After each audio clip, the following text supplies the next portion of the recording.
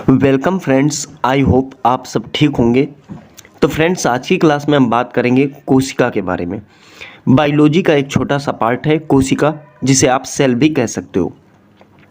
तो फ्रेंड्स, इसमें 30 प्रश्न आपको कराए जाएंगे, अर्थात 30 क्वेश्चंस आपको कराए जाएंगे। आप इसमें कितने क्वेश्चन के सही जवाब देते हो, हमें कमेंट बॉक्स में जवाब जरूर दीजिएगा। तो चलिए फ्रेंड्स, पहला क्वेश्चन आपके सामने आ चुका है। क्या कहना चाहता है?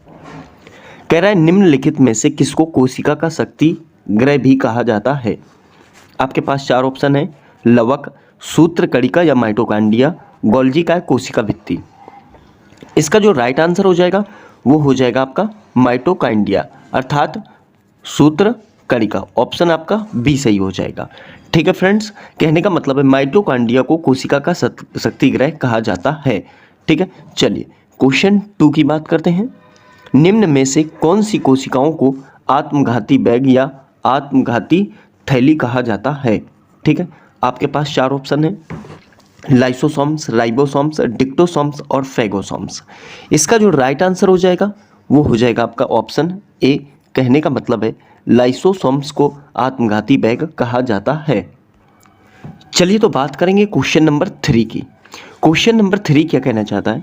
निम्नलिखित में से कौन सी कोशिका अंगक वनस्पति तथा पशु कोशिका दोनों में उपस्थित होती है? ठीक है, इसमें यह बताना है कि वो कोशिका कौन सी है जो मतलब वनस्पति तथा पशु दोनों में निहित होती है। आपके पास 4 ऑप्शन है: कोशिका भित्ति, लयनकाय, हरितलवक, सूत्रकणिका। इसका जो राइट आंसर हो जाएगा वो भी आपका सूत्रकणिका हो जाएगा। कहने का मतलब ऑप्शन आपका डी सही हो जाएगा। वही बात करें अगर क्वेश्चन नंबर 4 की, निम्नलिखित में से कौन सी कोशिका अंगक केवल वनस्पति कोशिका में उपस्थित होती है? ठीक है, यहाँ पर यह पूछा गया है कौन सी ऐसी कोशिका है जो केवल वनस्पति कोशिका में उपस्थित होती है। आपके पास 4 ऑप्शन है: सूत्रकणिका, कोशिका भित्ति, कोशिका झिल्ली, रिक्तिका। क्वेश्चन नंबर 4 का जो राइट आंसर हो जाएगा वो हो जाएगा कोशिका भित्ति, अर्थात ऑप्शन आपका बी सही हो जाएगा। तो कोशिका भित्ति एक ऐसी भित्ति है जो वनस्पति कोशिका में उपस्थित होती है। चलिए बात करेंगे अब हम क्वेश्चन नंबर 5 की। क्वेश्चन नंबर 5 क्या कहना चाहता है उस पर गौर कीजिए। निम्नलिखित में से कौन सी मानव शरीर की सबसे बड़ी कोशिकाएं हैं? ठीक है, क्या कहना चाहता है? निम्न में से कौन सी मानव शरीर की सबसे बड़ी कोशिकाएं हैं? अग्नाशय कोशिकाएं, उपकला कोशिकाएं, तंत्रिका या अर्धचर्मिक कोशिकाएं। फ्रेंड्स, इसका जो राइट आंसर हो जाएगा वो हो जाएगा आपका तंत्रिका कोशिकाएं, अर्थात ऑप्शन आपका सी सही हो जाएगा। ठीक है, ऑप्शन आपका सी सही हो जाएगा। जो तंत्रिका कोशिकाएं होती हैं मानव शरीर की सबसे बड़ी कोशिकाएं होती हैं। ठीक है, वहीं बात करें अगर क्वेश्चन नंबर 6 की, कह रहा है निम्नलिखित में से किसमें कोशिका भित्ति नहीं होती? किसमें कोशिका भित्ति नहीं होती? आपके पास 4 ऑप्शन है: यूगलिना, पैरामीशियम, गोन्यूलेक्स और आपका माइकोप्लाज्मा। इसका जो राइट आंसर हो जाएगा क्वेश्चन नंबर 6 का जो राइट आंसर हो जाएगा वो हो जाएगा ऑप्शन आपका डी। कहने का मतलब है माइकोप्लाज्मा। माइकोप्लाज्मा में कोशिका भित्ति नहीं पाई जाती है। तो चलिए फ्रेंड्स, बात करेंगे क्वेश्चन नंबर 7 की। एक कोशिका के केंद्रक में कौन सा द्रव्य होता है? कहने का मतलब है जो कोशिका होती है हमारी, उसके केंद्रक में कौन सा द्रव्य निहित होता है या पाया जाता है? कोशिका द्रव्य, जीव द्रव्य, न्यूक्लियोप्लाज्म या फिर न्यूक्लियोसोम। फ्रेंड्स, क्वेश्चन नंबर 7 का जो राइट आंसर हो जाएगा वो हो जाएगा न्यूक्लियोप्लाज्म, अर्थात ऑप्शन आपका सी सही हो जाएगा। ठीक है, चलिए बात करेंगे क्वेश्चन नंबर 8 की। कोशिका झिल्ली की प्रवृत्ति क्या है या कैसी होती है? ठीक है, देखिए आपके पास ऑप्शन है पारगम्य, अर्धपारगम्य या फिर गैर पारगम्य या स्वतंत्र पारगम्य। क्वेश्चन नंबर 8 का जो राइट आंसर हो जाएगा वो हो जाएगा आपका ऑप्शन बी। कहने का मतलब है कोशिका झिल्ली की प्रवृत्ति जो होती है वो अर्धपारगम्य प्रवृत्ति होती है। चलिए बात करते हैं क्वेश्चन नंबर 9 की।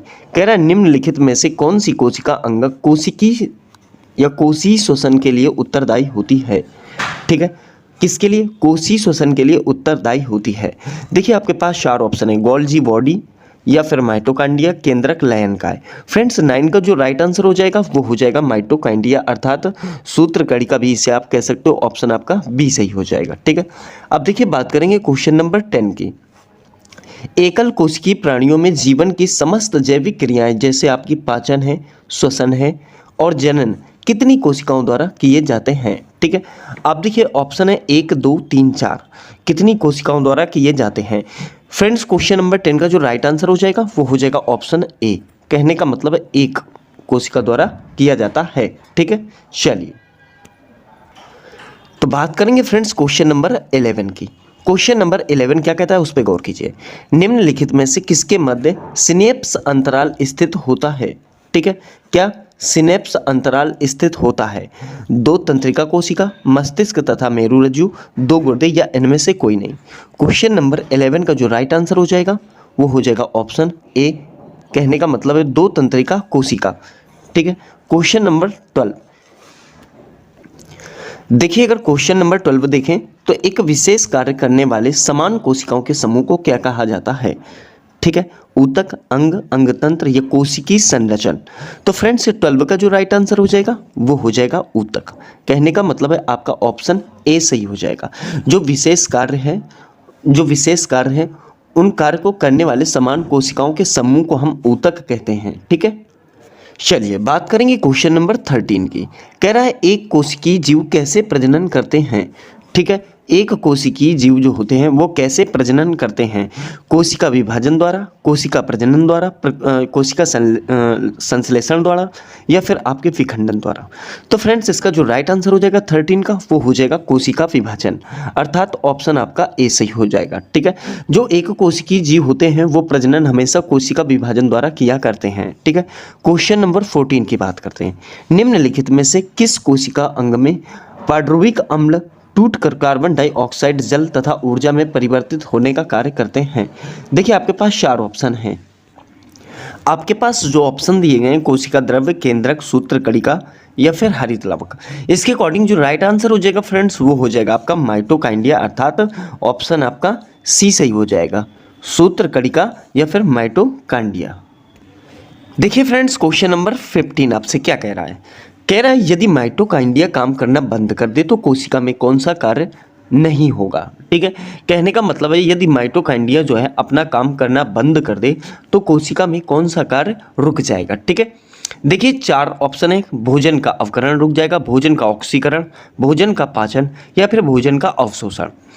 फ्रेंड्स अगर माइटोकाइंडिया काम करना अगर बंद कर देना तो आपके भोजन का जो ऑक्सीकरण होता है वो खत्म हो जाएगा, कहने का मतलब है ऑप्शन आपका बी सही हो जाएगा। ठीक है, वही बात करें फ्रेंड्स अगर तो क्वेश्चन नंबर 16 देखिए। फलों और बीजों को विभिन्न प्रकार के आकर्षक रंग कौन प्रदान करता है। ठीक है, क्या फलों और बीजों को विभिन्न प्रकार के आकर्षक रंग कौन प्रदान करता है। देखिए फ्रेंड्स एक क्वेश्चन यहाँ ये भी पूछा जाता है कि पत्तियों को हरा रंग कौन प्रदान करता है। ठीक है, तो यहाँ पर हम बात करेंगे आगे। देखिए पहले फिलहाल तो हम बात करेंगे फलों और बीजों को विभिन्न प्रकार के आकर्षक रंग कौन प्रदान करता है। ठीक है, तो देखिए ल्यूकोप्लास्ट, क्रोमोप्लास्ट, क्लोरोप्लास्ट या फिर टोनोप्लास्ट।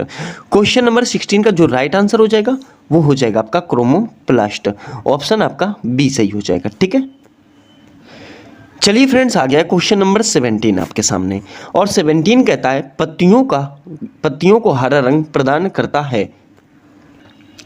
तो ऑप्शन है आपके पास क्लोरोप्लास्ट, टोनोप्लास्ट, ल्यूकोप्लास्ट या फिर क्रोमोप्लास्ट। 17 का जो राइट आंसर हो जाएगा वो हो जाएगा क्लोरोप्लास्ट। तो फ्रेंड्स इसका भी जो होगा आंसर वो क्लोरोप्लास्ट होगा, मैंने पीछे बताया था आपको। देखिए 18 की बात करते हैं। पादप कोशिका भित्ति मुख्यतः किसकी बनी होती है या किससे बनी होती है। लिपिड की, विटामिन की, सेलुलोज की या फिर प्रोटीन की। फ्रेंड्स 18 का जो राइट आंसर हो जाएगा वो हो जाएगा हमारा सेलुलोज, कहने का मतलब है जो पादप कोशिकाएं होती हैं वो हमारी सेलुलोज की बनी होती हैं, ऑप्शन आपका सी सही हो जाएगा। वहीं अगर बात करें क्वेश्चन नंबर 19 की, जिन प्राणियों में कोशिकाएं 2 भ्रूणी स्तरों में व्यवस्थित होती हैं। जिन प्राणियों में कोशिकाएं 2 भ्रूणी स्तरों में व्यवस्थित होती हैं उन्हें हम क्या कहते हैं। ठीक है, उन्हें हम क्या कहते हैं। देखिए द्विकोरिक, बाह्य त्वचा, त्रिकोरिकी या अंतः त्वचा। 19 का जो राइट आंसर हो जाएगा वो हो जाएगा द्विकोरिक, ऑप्शन आपका ए सही हो जाएगा। ठीक है, वहीं बात करें क्वेश्चन नंबर 20। ठीक है, जिन प्राणियों में कोशिकाएं 3 भ्रूणी स्तरों में व्यवस्थित होती हैं उन्हें हम क्या कहते हैं? ठीक है, उन्हें हम क्या कहते हैं? द्विकोरिक, बाह्य त्वचा, त्रिकोरिकी या फिर अंतः त्वचा। 20 का जो राइट आंसर हो जाएगा फ्रेंड्स वो हो जाएगा त्रिकोरिकी। कहने का मतलब है ऑप्शन आपका सी सही हो जाएगा। तो आपको ध्यान रखना है, 2 क्वेश्चन यहाँ पर हैं। अगर दो भ्रूणी स्तरों में व्यवस्थित होती हैं तो द्विकोरिक, और 3 भ्रूणी स्तरों में हो तो आपका त्रिकोरिकी। ठीक है, देखिए अगर बात करें क्वेश्चन नंबर 21 की, 80% से अधिक सेल कोशिका में पाए जाने वाला पदार्थ है क्या? 80% से अधिक सेल या कोशिका में पाए जाने वाला पदार्थ है प्रोटीन, चर्बी, खनिज, जल। 21 का जो राइट आंसर हो जाएगा वो ऑप्शन आपका डी सही हो जाएगा, जल हो जाएगा। ठीक है, कहने का मतलब है 80% से अधिक सेल कोशिका में जो पाया जाता है वो वाटर पाया जाता है। ठीक है, वहीं बात करें 22 क्वेश्चन की, तो कौन सा कोशिकांग प्रोटीन संश्लेषण में प्रमुख भूमिका निभाने का कार्य करता है? देखिए लाइसोसोम और सेंट्रोसोम, एंडोप्लाज्मिक रेटिकुलम एवं राइबोसोम, गोल्जी उपकरण एवं माइटोकांड्रिया, या लाइसोसोम एवं माइटोकांड्रिया। क्वेश्चन ने कहा था फ्रेंड्स कौन सा कोशिकांग प्रोटीन संश्लेषण में अपना मुख्य योगदान देता है?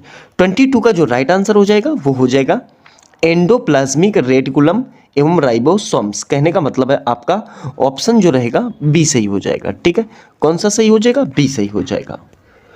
उस हिसाब से बात करें क्वेश्चन नंबर 23 के फ्रेंड्स, तो क्या कहता है? द्वार कोशिकाएं किसको घेरे रहती हैं? ठीक है, द्वार कोशिकाएं जो होती हैं ये किसको घेरने का कार्य करती हैं? ठीक है, तो देखिए केंद्रक, रंध्र, गैल्जी उपकरण या माइटोकांड्रिया। क्वेश्चन नंबर जो 23 इसका राइट आंसर हो जाएगा रंध्र। ऑप्शन आपका बी सही हो जाएगा।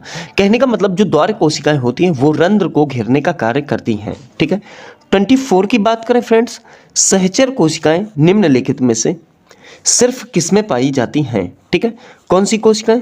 सहचर कोशिकाएं जो होती हैं वो निम्न में से किसमें पाई जाती हैं? ठीक है, देखिए ब्रायोफाइट, टेरिडोफाइट या फिर एंजियोस्पर्म या जिम्नोस्पर्म। 24 का जो राइट आंसर हो जाएगा वो हो जाएगा ऑप्शन आपका सी। कहने का मतलब है एंजियोस्पर्म। ठीक है, एक बात और बताना चाहता हूँ फ्रेंड्स, यहाँ पर जो मैंने आपको बायोलॉजी है, जो आपकी बायोलॉजी है, उस बायोलॉजी की संपूर्ण मैराथन फ्रेंड्स मैंने आपको डिस्क्रिप्शन में दे रखी है। वहाँ पर फ्रेंड्स आपको डिस्क्रिप्शन में मैराथन का लिंक मिल जाएगा जिसमें लगभग आपको 4.5 घंटे की क्लास मिलने वाली है। तो फ्रेंड्स अगर आपने हमारी वो मैराथन वीडियो नहीं देखी तो एक बार डिस्क्रिप्शन में जाके उस वीडियो को ज़रूर देख लें, क्योंकि वो वीडियो जो है ना आपको कभी भी आपको दोबारा बायोलॉजी के लिए अध्ययन करने की आवश्यकता नहीं पड़ेगी। एक शानदार वीडियो। और फ्रेंड्स इसके नोट्स पाने के लिए आप हमारे टेलीग्राम लिंक को ज्वाइन कर सकते हैं। GKGS रिसर्च के नाम से हमारा टेलीग्राम है, तो उसे सर्च कीजिए और उसमें ज्वाइन कीजिए, जो आपको फ्रेंड्स डिस्क्रिप्शन में मिल जाएगा। ठीक है फ्रेंड्स, चलिए आगे देखेंगे। तो बात करेंगे फ्रेंड्स क्वेश्चन नंबर 25 की, निम्नलिखित में से किसे जीवन का भौतिक आधार माना जाता है? निम्नलिखित में से किसे जीवन का भौतिक आधार माना जाता है? 4 ऑप्शन है, कोशिका भित्ति, कोशिका झिल्ली, सूत्र कणिका या फिर जीव द्रव्य। 25 का जो राइट आंसर हो जाएगा फ्रेंड्स वो हो जाएगा आपका जीव द्रव्य। ऑप्शन आपका डी सही हो जाएगा। ठीक है, देखिए 26 की बात करते हैं। बहुकोशिकीय जीव डैश द्वारा वृद्धि करते हैं। बहुकोशिकीय जीव जो है वो किसके द्वारा वृद्धि करते हैं? आपके पास 4 ऑप्शन है, कोशिका अधिकता, कोशिका विस्फोट, कोशिका अंतःस्फोट या फिर कोशिका विभाजन। 26 का जो राइट आंसर हो जाएगा वो हो जाएगा कोशिका विभाजन। आपका ऑप्शन डी सही हो जाएगा। ठीक है, चलिए देखिए बात करते हैं क्वेश्चन नंबर 27। निम्नलिखित में से कौन सी कोशिकांग केवल पादप कोशिका में स्थित होती हैं? ठीक है, निम्नलिखित में से कौन सी कोशिकांग केवल पादप कोशिका में स्थित होती हैं? कोशिका झिल्ली, कोशिका भित्ति, माइटोकांड्रिया, लाइसोसोम। 27 का जो राइट आंसर हो जाएगा फ्रेंड्स वो हो जाएगा कोशिका भित्ति। कहने का मतलब है आपका ऑप्शन जो है बी सही हो जाएगा। ठीक है, चलिए 28 की बात करें, सेल अर्थात कोशिका नाम किस जीव वैज्ञानिक ने सर्वप्रथम दिया था? ठीक है, तो सेल जो है किस वैज्ञानिक ने इसका नाम दिया था? देखिए आपके पास 4 ऑप्शन है, रॉबर्ट हुक, फ्लेमिंग ल्यूवेनहॉक और रॉबर्ट ब्राउन। फ्रेंड्स ये क्वेश्चन बहुत पूछा जाता है, तो याद रखेंगे जो सेल नाम दिया गया था वो रॉबर्ट हुक के द्वारा दिया गया था। आपका ऑप्शन ए सही हो जाएगा। तो फ्रेंड्स आपके पास 29 क्वेश्चन है। फर्न की स्त्रीधानी में कितनी ग्रीवानल कोशिकाएं पाई जाती हैं? ठीक है, क्या फर्न की स्त्रीधानी में कितनी ग्रीवानल कोशिकाएं पाई जाती हैं? 1, 2, 3, 4। ये फ्रेंड्स आपके ऑप्शन है। इसका जो राइट आंसर हो जाएगा वो हो जाएगा ऑप्शन ए। कहने का मतलब है केवल एक ग्रीवानल कोशिकाएं पाई जाती हैं। ठीक है, अब देखिए वहीं बात करें क्वेश्चन नंबर 30 की। ठीक है, गोल्जी काय का प्रमुख कार्य क्या है? फ्रेंड्स, गोल्जी काय का जो प्रमुख कार्य है वो मैं आपको डायरेक्टली बताता हूँ। कोशिका के बाहर स्रावित पदार्थों को कोशिका झिल्ली के माध्यम से बाहर निकालने का जो कार्य होता है वो गोल्जी काय का होता है। तो ये बात आपको ध्यान रखनी है कि कोशिका के बाहर स्रावित जितने भी पदार्थ होते हैं तो उनको कोशिका झिल्ली के माध्यम से जो बाहर निकालता है उसे ही हम गोल्जी काय कहते हैं। यह गोल्जी काय का वही कार्य होता है। तो ठीक है फ्रेंड्स, यहाँ पर आपने देखा कि मैंने आपको 30+ क्वेश्चन करा दिए हैं। फ्रेंड्स, यदि आपने इसमें 25+ क्वेश्चन किए हैं तो कमेंट बॉक्स में जवाब हमें ज़रूर दीजिएगा। तो मिलेंगे फ्रेंड्स आपसे अगली वीडियो में। यदि आपको हमारा वीडियो पसंद आया है तो प्लीज़ फ्रेंड्स हमें थोड़ा सा सहयोग करें और इस वीडियो को आगे भेजें और अपने दोस्तों से कहें स्टडी करें। ठीक है फ्रेंड्स।